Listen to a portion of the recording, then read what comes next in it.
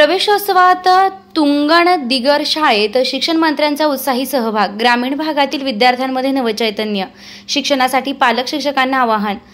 तुंगण दिगर बागलाण तालुक्यातील 100% आदिवासी वस्तीतील जिल्हा परिषद शाळा तुंगण दिगर येथे आज प्रवेशोत्सव 2025 उत्साहात साजरा करण्यात आला। या खास प्रसंगी राज्याचे शालेय शिक्षण मंत्री माननीय दादाजी भुसे यांनी शाळेला भेट देऊन विद्यार्थ्यांशी संवाद साधला। गावाचे एक वेगळेपण म्हणजे येथील सर्व विद्यार्थी आपल्या गावातीलच शाळेत शिक्षण घेतात। कोणताही विद्यार्थी गावाबाहेर जात नाही। हे ग्रामीण भागातील शैक्षणिक जागरूकतेचे उदाहरण आहे। प्रवेशोत्सवानिमित्त शाळा आकर्षक सजविण्यात आली होती। नवीन दाखल होणाऱ्या विद्यार्थ्यांचं गुलाब पुष्प व पारंपरिक वाद्यांच्या गजरात स्वागत करण्यात आलं।